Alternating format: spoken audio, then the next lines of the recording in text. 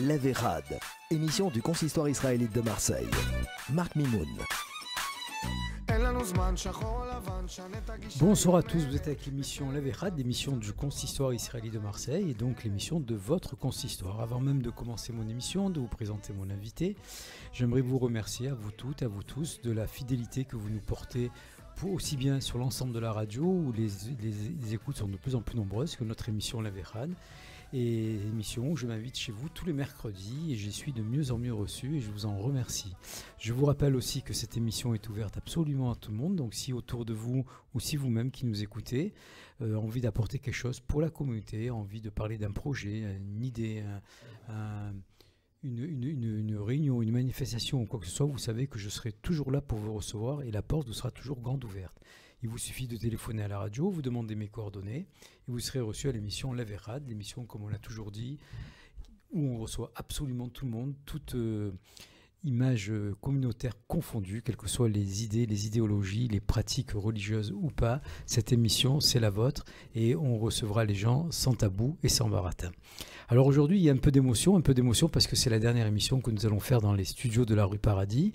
Sachez que dès la semaine prochaine, et d'ailleurs on s'excuse si le local est un peu vide, le déménagement a déjà commencé. Dès la semaine prochaine, nous serons donc au centre de Montfleg au 2e étage sur un plateau technique de 150 mètres carrés. Donc les choses évoluent, elles évoluent très bien grâce à vous, grâce à la présidence et à la direction de la radio juive. Donc on remercie M. Claude Alali et mon ami Jean-Jacques Zenou pour l'évolution de cette radio. Voilà, aujourd'hui je vais vous présenter mon invité. Alors mon invité pour lui, par contre, c'est la première, c'est la toute première. Alors c'est un honneur de le recevoir et un plaisir en même temps. En plus, il va y avoir beaucoup de nostalgie dans tout ce que l'on va se dire pendant cette demi-heure, parce qu'on va parler de l'école Yavneh. Et donc j'ai le plaisir et l'honneur de recevoir et de vous présenter donc Monsieur Daniel Debreuil, nouvellement promu directeur de l'école Yavneh depuis le mois de juillet 2022. Alors la bonne nouvelle, c'est qu'il est le directeur de l'école Yavneh. La moins bonne nouvelle, je sais, vous allez tous crier, c'est qu'il vient de Paris. C'est un ancien Parisien, mais on va le mettre à l'aise, on va le recevoir. Et vous verrez que dans la communauté, Monsieur Debreuil, il n'y a pas de racisme, il n'y a que de l'amitié, il y a beaucoup d'humour, il y a beaucoup de taquinerie. Mais à partir du moment où les gens sont là pour la communauté, eh ben, c'est toujours un plaisir de les recevoir. Monsieur Debreuil, avant même de parler de l'école Yavneh, puisque peu de gens vous connaissent encore, oui, puisque moi-même je vous découvre aujourd'hui, et je suis très honoré que vous nous ayez appelé pour venir participer à notre émission. Présentez-vous. Donc, vous appelez Daniel Debreuil, vous venez de Paris, votre petit CV. Alors, mon CV, donc bonjour, merci beaucoup de m'accueillir, c'est un plaisir également. Je découvre avec beaucoup de plaisir cette communauté de Marseille, effectivement, qui est très chaleureuse, très accueillante. Je me fais discret sur l'aspect parisien pour ne pas... Voilà, qui est trop de... Sur le côté footballistique. Ouais, footballistique. Là, il faut être, bon, ça va, j'ai raccroché le maillot il y a un certain nombre d'années, donc ça va. On est tranquille par rapport à cela. Mais c'est vrai que ça peut servir quand même de tremplin pour faire un petit peu d'humour de temps en temps. Donc c'est une bonne chose. Voilà, donc je me présente. J'ai eu le plaisir de me présenter déjà, bien sûr, au sein du groupe scolaire Yavneh en cette rentrée. Mais effectivement, j'entends depuis que je suis arrivé, mais qui est ce monsieur Debreuil, qui est ce monsieur Debreuil qui dirige l'école Yavneh? Et effectivement, je ne suis pas un personnage public, puisque je vais raconter un petit peu mon parcours. Et c'était important, effectivement, de faire entendre ma voix. Et pour ceux qui le regarderont aussi, effectivement, intéressant de discuter un petit peu de tout ce magnifique projet qu'on a entrepris. Donc, moi, je m'appelle Daniel Debreuil, comme vous l'avez dit. J'ai démarré dans l'éducation il y a maintenant presque une quinzaine d'années. Dans un premier temps, j'étais surveillant à l'école Yavneh Paris. L'école Yavneh Paris, d'accord. Yavneh Paris, dans laquelle j'ai aussi fait mon cursus d'ailleurs. J'étais étudiant à Yavneh Paris. Et ensuite, j'ai commencé des études d'hébreu à l'université. Et en parallèle, comme j'avais fait le choix de me marier assez jeune, donc j'ai pris mes responsabilités et je suis allé travailler en tant que surveillant, comme beaucoup. Et puis, avec les années, les études que j'ai poursuivies, en hébreu, c'est-à-dire sur le plan universitaire et sur le plan Kodesh, c'est-à-dire de Torah, j'ai eu ce désir de vouloir enseigner. C'était un plaisir, quelque chose que j'ai beaucoup... enseigner le Kodesh. Enseigner le Kodesh et l'hébreu en réalité. Quand vous parlez d'hébreu, c'est l'hébreu langue vivante. L'hébreu langue vivante, oui, tout à fait. LV1 ou LV2, LV2, je crois que exactement. C'est LV1, c'est exactement. Enfin, on traduit langue vivante 2 au niveau du Oui, au niveau, exactement. Et donc, j'en ai parlé à mon directeur, donc Eliaou Bellassène, directeur de l'école Yavne Paris, qui m'a ouvert la porte, et que je remercie d'ailleurs, parce que aujourd'hui, grâce à Dieu, j'ai pu progresser, comme je vous l'exposais un petit peu dans ma carrière.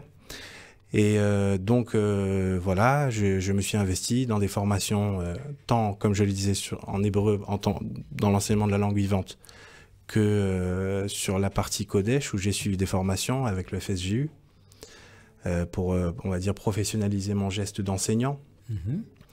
Et donc, c'est un parcours que je décris en quelques mots, mais qui a pris quand même, je dirais, 5 bonnes années, voilà, entre la mise en pratique, les formations, et puis, vous savez, toute cette démarche, en fait, de réflexion pédagogique au contact des élèves, sans avoir de responsabilité, on va dire, autre que celle d'enseigner.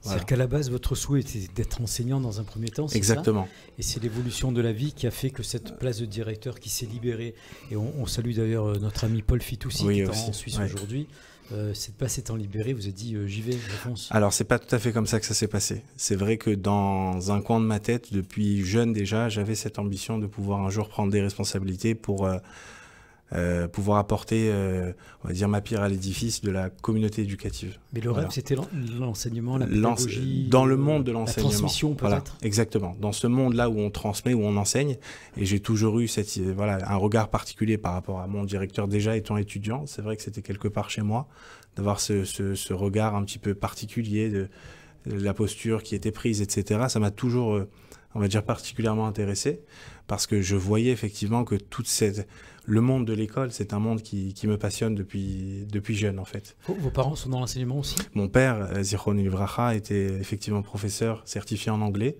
dans la branche publique. Hein. Et c'est quelque chose, c'est vrai, et ma maman est psychologue. Donc, donc il y avait déjà il y a, on va dire, un terreau important à la maison, effectivement, lié à l'enseignement. Il y avait un petit gène qui passait par là. C'est ça, c'est ça. Et vos frères et sœurs sont tous professeurs, évidemment. Alors, non, je plaisante. Non, j'ai un professeur qui enseigne aussi, mais un frère, et j'ai 2 sœurs, mais qui ne sont pas dans l'enseignement particulièrement. Très bien. Voilà, je suis le seul qui a, on va dire, suivi de manière plus précise le parcours. Flambeau, voilà, le flambeau. Voilà. Et puis après, donc, c'est vrai que à chaque fois que j'ai atteint un palier, j'étais un éternel insatisfait. Ça veut dire que j'ai réussi à me forger un statut d'enseignant avec ma personnalité, mon approche, etc. J'ai développé des outils pédagogiques.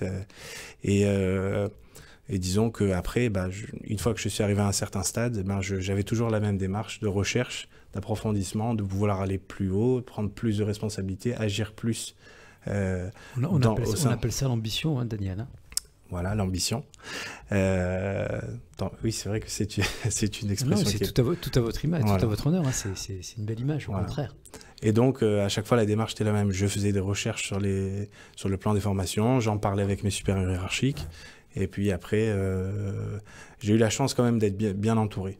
On l'entend. Ça s'entend la manière dont vous parlez de vos enseignants, de vos maîtres. Donc, et c'est vrai que quand on a un maître que l'on respecte, quelle que soit d'ailleurs l'activité, que ce soit dans le sport ou dans l'éducation ou dans le lycée, je veux dire, il nous ouvre parfois une fenêtre. Parfois, bon, vous étiez déjà décidé à aller vers l'enseignement, mais parfois, dans notre vie lycéenne surtout, on a parfois un prof, un enseignant qui nous dévoile quelque chose en nous qu'on ne connaissait pas. C'est vrai. Je veux dire, en général, les juifs séfarades sont sûrs qu'ils sont absolument d'être mathématiciens, cartésiens. Ils s'aperçoivent parfois qu'ils sont aussi philosophes. Tout à fait. Ou littéraire, par un prof qui est passé par là, qui nous a donné le goût et le plaisir de le suivre, la fibre. Vrai. Donc vous nous avez dit que vous êtes marié jeune, vous avez donc des enfants, j'imagine? J'ai 4 enfants, grâce à Dieu. Voilà. Qui sont à l'école Yavne? Alors, une partie est à l'école Yavne, les plus jeunes, et j'ai 2 jeunes filles qui sont à l'école Beth Miriam, à l'école du Rav Rumi. C'était important pour moi de ne pas rentrer dans un possible conflit d'intérêts ou des situations un petit peu inconfortables, vous savez, la fille du directeur.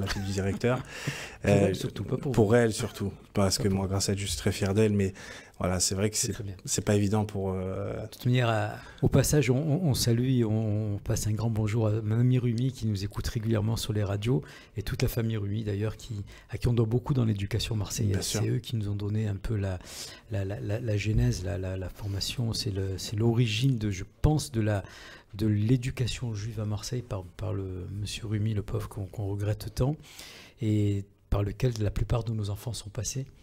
Et donc, en vous écoutant, j'ai pas mal d'émotions parce que j'ai 3 enfants qui ont commencé par Mamie Rumi et dès le CP et CE1 sont partis à Yavne, ils ont fait toute leur scolarité. D'ailleurs, on va en parler tout à l'heure de la scolarité de Yavne.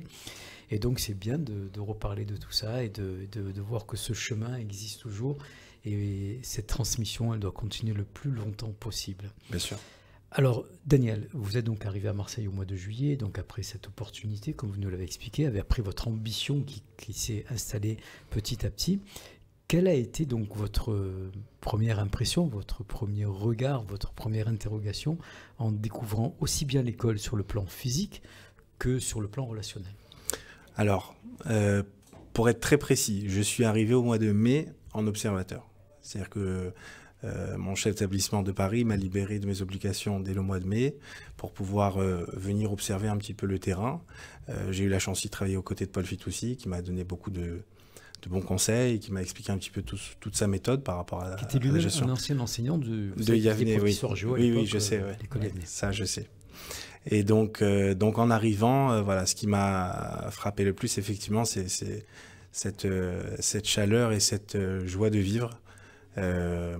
Il y a quelque chose de très agréable, de très confortable dans les relations humaines qui se sent tout de suite dès qu'on arrive, du Nord. Effectivement. Comme disait notre ami Enrico Macias, c'est les gens du Nord. Voilà.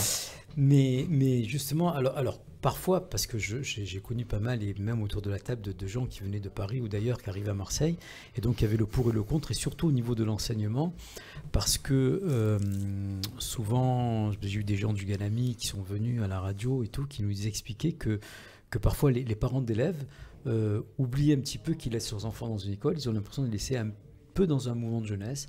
Donc parfois il y a des barrières qui se cassent un peu, il y a des regards qui se cassent un peu, il y a des exigences qui s'imposent un petit peu, oui. Et ils oublient un petit peu peut-être de mettre cette barrière ou cette frontière, on va dire plutôt, pas une barrière parce que le mot est un peu fort, mais cette frontière entre les enseignants, le directeur et eux-mêmes.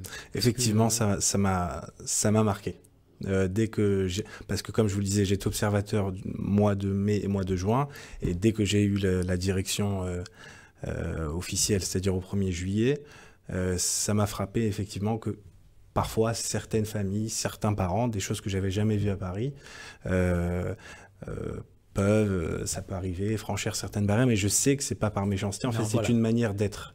Et ça, j'ai appris à l'intégrer dans ma gestion, et je pense qu'aujourd'hui en tant que chef d'établissement, mon rôle c'est aussi, et c'est ce qui est fait à la grâce de Dieu, c'est ce qui est fait depuis que je dirige, d'accompagner les familles et de leur expliquer en fait. On a un rôle pédagogique extrêmement important par rapport aux familles, de leur expliquer que cette distance, justement dont vous parliez, elle nous permet de construire quelque chose. Elle nous permet de construire un parcours pour les élèves qui vont pouvoir identifier de manière très claire les institutions, le rôle de chacun et leur rôle à eux. Aussi. Se positionner eux aussi, oui, c'est sûr. Tout à fait. Mais vous verrez qu'à Marseille, toute ma famille habite Paris, donc j'en parle librement. Il y a beaucoup moins de barrières, peut-être à tort ou à raison, même au niveau communautaire, je veux dire. Tout à fait, c'est vrai. Tout le monde se connaît, tout le monde s'appelle sur le portable. Oui, ça me surprend. On a besoin du fois. président du consistoire, mon ami Michel Contenugi, les gens l'appellent directement, le président du CRIF, pareil. Il n'y a pas toutes ces frontières qui existent peut-être un peu sur Paris, et je me mets à votre place, parce que je connais bien l'école Yavne. J'imagine un petit peu l'envahissement que vous avez dû avoir au début, surtout, je vais me faire frapper, mais je dis quand même surtout par les mamans qui oublient que leurs enfants ont grandi parfois, oui, c'est vrai. Et qui ont l'impression qu'on va oublier de leur donner le goûter et de leur mettre des mauvaises notes qu'on va les crier. Voilà. Donc ça, à ce niveau-là, je vous plains du fond du cœur. Mais voilà, moi je me plains pas autant parce que effectivement, passer ce moment où cette expression du fond de l'âme, la raison revient, et lorsqu'on explique bien les choses, ça se passe très bien. Donc grâce à Dieu, voilà, c'est une école, hein, il y a des petits incidents, des difficultés qu'on rencontre. On rencontre les familles, on a un discours qui est apaisé. Même lorsque j'ai dû, à la fin de ce premier trimestre, prononcer certaines sanctions, j'ai essayé de le faire avec le plus de pédagogie possible pour expliquer que l'objectif, c'est la réussite de l'élève. Et les familles que j'ai rencontrées me remercient en général. Donc, alors, j'ai quelques questions à vous poser au niveau de l'école en elle-même. Oui. Donc, j'imagine, je ne suis pas dans l'enseignement, mais j'imagine que chaque directeur a un objectif pour son école, a une vision, a une philosophie de son école. Pendant très longtemps, jusqu'à ce jour en tout cas, l'école Yavneh avait l'image à Marseille de l'école un petit peu plus sioniste que les autres. Après, je vais vous expliquer pourquoi tout ça.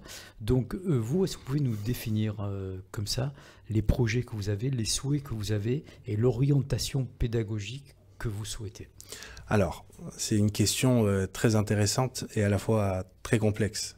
Parce que, en réalité, un chef d'établissement qui prend une structure en charge, il a ses idées, évidemment, il a sa philosophie, comme vous l'avez dit, mais cette philosophie, elle se doit d'être en rapport avec la réalité. C'est-à-dire, comme vous l'avez tout à fait bien dit, l'école Yavneh, c'est l'école peut-être la plus sioniste, comme je reprends vos termes, de la communauté. Et ça ne risque pas de changer, parce que j'adhère complètement à cette approche. Je viens d'Yavneh Paris, et c'était aussi la même approche. C'est Paris. Ouais. Après, c'est exprimé à la parisienne. Voilà, pour dire très simplement. Mais ça, c'est quelque chose qui fait partie de l'identité propre de l'établissement. Et j'ai envie de dire,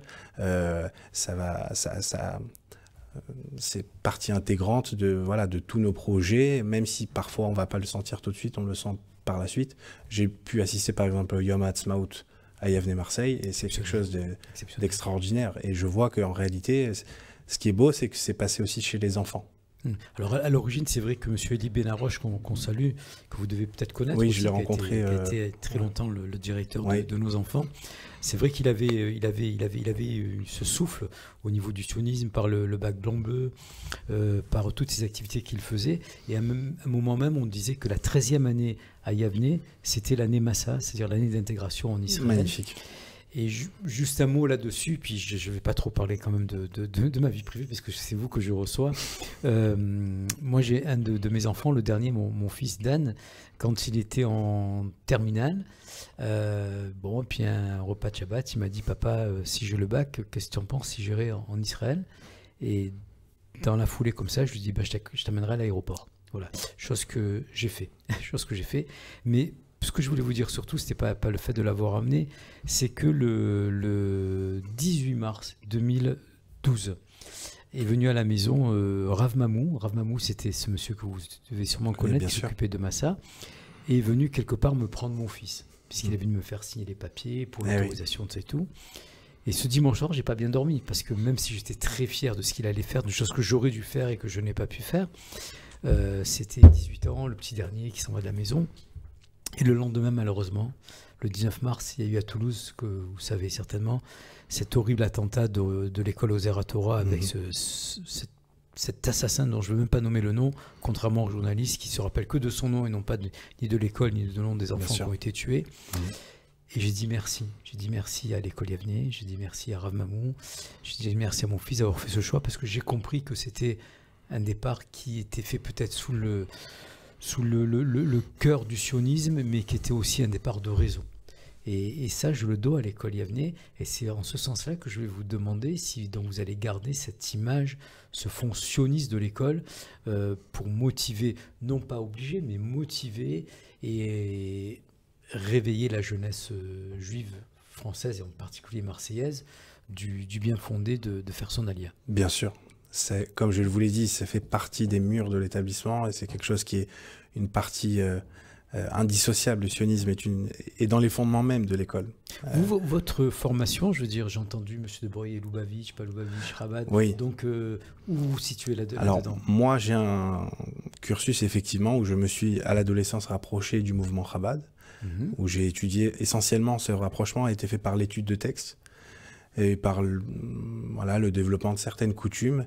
Et effectivement, cette question est légitime, parce qu'on se dit, c'est vrai que est-ce qu'un Chabad, à la direction de l'école, va maintenir cette cette orientation qui est sioniste. Et comme je vous l'ai expliqué, mon parcours professionnel et mon parcours même personnel, en réalité, sont tout à fait liés à ces valeurs-là du sionisme. Et je vais poursuivre dans la... C'est bon de l'entendre. Voilà, je vais poursuivre dans la démarche qui a été entreprise depuis... L'autre versant de la pièce, puisque vous débarquez sur Marseille, c'est qu'à un moment aussi, on entendait l'école Yavneh, c'est une école de juifs et non pas une école juive. Pourquoi ? Et là, on va débattre là-dessus. Parce que souvent...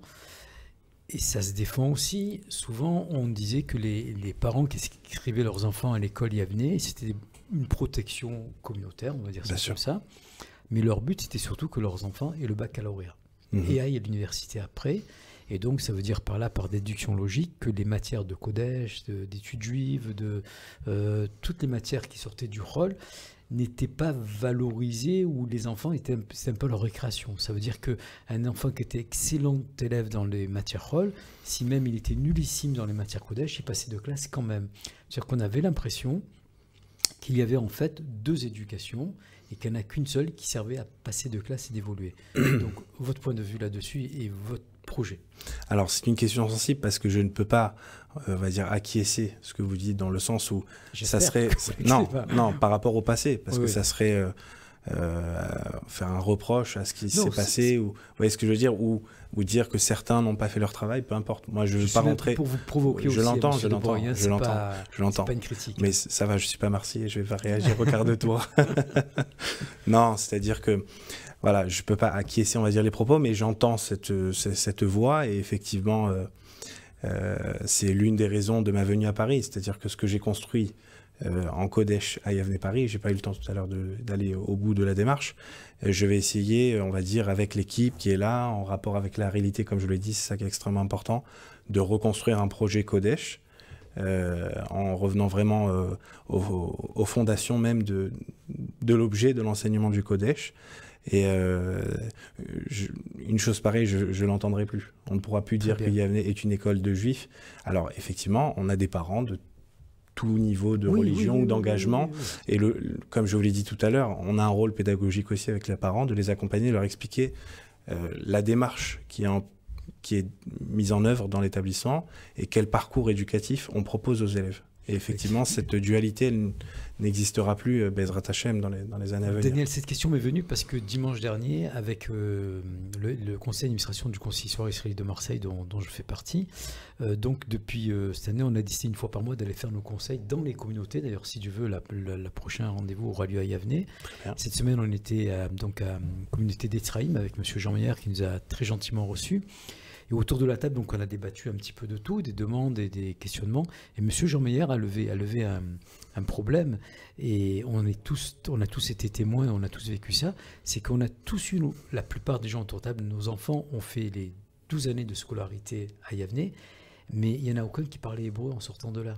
Alors on s'est dit, est-ce que c'est pas dommage d'avoir perdu tout ce temps-là? C'est pour ça que je me permets de vous poser ces questions. Je comprends. Parce que la communauté souhaiterait aujourd'hui vraiment que l'enfant qui sort d'une école juive est un bagage. Il a automatiquement ce bagage, contrairement à ce qu'on entend, il a quand même ce bagage. Mais je vois mon fils, quand il est parti en Israël, il savait dire shalom, quoi. Point final. Aujourd'hui, grâce à Dieu, évidemment, par l'armée, par tout le reste, il parle couramment. Mais on a fait ce constat. Donc, est-ce que vous allez mettre un petit peu plus de poids sur les matières hébraïques, études juives, langue parlée, tout ce qui a trait donc à notre culture, à notre judaïsme, pour le mettre à peu près au même niveau que le rôle, au moins? Alors, c'est important quand même de distinguer deux choses. Je m'explique pour les auditeurs qui nous écoutent, peut-être que ça passe, et c'est donc les matières entre guillemets laïques, d'enseignement général, ce que l'on fait dans l'enseignement général dans les lycées laïques. Voilà. Alors, c'est extrêmement important de distinguer deux choses. La première chose, c'est la pratique de la langue. Donc c'est important aussi parce qu'effectivement, lorsqu'on n'est pas dans le monde de l'éducation, on a tendance à confondre le Kodesh et l'hébreu. Tout à fait. Alors le Kodesh, ça veut dire le saint, le sacré. Donc en fait, on a des matières d'enseignement religieux, la Bible, le Talmud, la loi juive. Et donc, au cours de ces enseignements-là, les objectifs, c'est pas d'apprendre à parler l'hébreu. Ça, c'est important de le retenir. L'objectif, c'est d'apprendre à étudier des textes. Et effectivement, cette étude de texte dans la langue donne des outils de langue. Mais tout le défi est là, de donner aux jeunes collégiens, aux jeunes lycéens, les moyens d'étudier les textes en hébreu. On parle de l'hébreu de la Torah, l'hébreu de la Mishnah, l'hébreu de la loi juive. Ça, c'est une première partie. Et effectivement, là-dessus, on a commencé une analyse avec mon équipe pédagogique sur ce qui est fait actuellement pour pouvoir après proposer un projet et diriger un projet de Kodesh à l'école Yavneh. Il y a une deuxième chose donc, que vous évoquiez, qui est la pratique de la langue hébraïque, c'est-à-dire l'hébreu moderne, être capable de parler, être capable de comprendre. Alors, sur cela, effectivement, moi, je suis aussi parent d'élèves et je serais comme vous à formuler la question d'un point de vue extérieur. Bon, mon enfant était 12 ans dans une école juive. Concrètement, est-ce qu'il parle hébreu? Et c'est vrai que la réponse, malheureusement, dans la plus grande partie des cas, c'est non. Mais ce n'est pas le cas que de l'école Yavneh Marseille. Daniel, est-ce qu'il ne serait pas bien, par exemple, peut-être, je ne sais pas, c'est une idée, peut-être d'encourager les parents d'élèves à ce que les enfants prennent en LV2, donc en deuxième langue vivante, qui est obligatoire aujourd'hui, je crois, dans l'enseignement, de choisir tout simplement l'hébreu avec des enseignants qui pourraient leur donner cette approche peut-être plus importante et plus pratique. Tout à fait. Non, alors, effectivement, lorsqu'on arrive dans le secondaire, c'est-à-dire à partir de la classe de 5e, on doit choisir une seconde langue vivante. Maintenant, il y a beaucoup d'élèves qui choisissent l'espagnol parce qu'ils ont un projet d'études ou bien la famille les a encouragés et nous, on fait tout pour les encourager à apprendre hébreu parce que c'est partie intégrante du projet d'établissement. Mais on ne peut pas obliger les familles. Ils ont le droit de faire ce choix. Vous voyez ce que je veux dire? C'est ça qui est important. En tout cas, j'apprécie chez vous beaucoup ce discours de tolérance que vous avez depuis le début de l'entretien parce qu'on sent qu'il n'y a pas de rigueur. Il y a une rigidité dans l'enseignement, ça on l'entend, on le voit, on l'écoute. Mais on voit en même temps qu'il y a cette souplesse qu'on a beaucoup aimée et qu'on a toujours aimée à l'école Yavneh parce que, bien sûr, vous ne l'avez pas connu malheureusement, mais un des anciens, un des créateurs de cette école, c'était le rabbin Joseph Cohen, on a dû vous en parler, dont son fils a été le premier bachelier, Danny Cohen, que je salue, qui est aujourd'hui pédiatre en Israël, avec qui j'ai fait toutes mes études. Et c'est vrai qu'à l'époque, c'était quand même courageux, audacieux, parce que dans notre génération, nous, aller dans une école privée, c'était un échec. Aujourd'hui, c'est un peu l'inverse. Celui qui va à l'école publique, c'est un échec. Dans notre génération, nous, peut-être une question de moyens ou autre, mais n'aller à l'école privée que celui qui avait raté 2 ou 3 fois son bac. Quoi. Et donc, M. Cohen, vraiment, je remercierai toute ma vie de ce monsieur qui nous a enseigné à nous l'hébreu pour passer le bac et tout ça à l'époque, et qui donc, dans les années 80, a redynamisé l'école Yavneh. Et peut-être que vous le savez ou pas, mais il disait cette phrase qui était magnifique. Il a dit « C'est pas la communauté qui a créé l'école, mais c'est l'école qui a créé la communauté ». Et c'est vrai que cette école, ce qu'elle a de magnifique aussi, c'est que la synagogue vit dans l'école, enfin au niveau physique en tout cas. Tout à fait. Et donc c'est vrai que lorsqu'on arrive au boulevard Barry, on a l'impression dans une petite Jérusalem, on va dire ça comme ça, et ça fait chaud au cœur. Voilà, je crois que l'émission va bientôt prendre fin, Joseph. Est-ce que je peux laisser une minute à M. De Broglie la conclusion? Une petite minute pour conclure, et puis je conclurai l'émission. Pour conclure, je remercierai d'abord toute la communauté pour son accueil, le conseil d'administration de l'école Yavneh avec qui donc je travaille depuis ces nombreux mois, toute l'équipe pédagogique. C'est un vrai plaisir. Il y a beaucoup de travail. Mais ça, je le savais en signant. Et c'est quelque chose, comme je vous ai expliqué, par rapport à mon profil, qui me motive et qui me stimule. C'est pas du tout quelque chose qui m'effraie, bien au contraire. Mais effectivement, les défis sont grands. Et avec l'aide de Dieu, on aura peut-être l'occasion d'être plus précis encore, peut-être dans le développement des projets. Je suis encore en phase d'analyse de l'établissement. C'est, on va dire, la procédure. Ça prend au moins 1 an. En attendant, beaucoup de choses se passent à l'école. On essaye de mettre en place le maximum de choses pour la réussite de chacun. J'en suis certain, en tout cas, c'est un immense plaisir de vous recevoir, Daniel. D'abord, je suis certain que vous allez réussir dans votre exercice. Vous avez tout ce qu'il faut pour réussir dans tous les domaines, cette générosité qui se s'entend, qui se voit, qui se respire même, je dirais. Sachez que vous serez toujours le bienvenu à notre émission. Merci. Que le consistoire sera là pour vous aider, pour vous soutenir. Merci beaucoup. Pour vous rejoindre, puisqu'on va venir visiter donc la communauté le mois prochain. Et puis, merci beaucoup de vous être déplacé. Bon courage pour ce que vous faites. Et puis, donc, vive l'école Yavneh. Amen. À très bientôt. Merci. Mesdames et messieurs, donc on va vous laisser. On vous souhaite un excellent Shabbat quelques jours avant. N'oubliez pas, cette semaine, nous commençons le deuxième livre de la Torah, Shemot. Shabbat Shalom avec quelques jours d'avance. On vous embrasse. À bientôt. Au revoir. L'Averad, émission du consistoire israélite de Marseille. Marc Mimoun.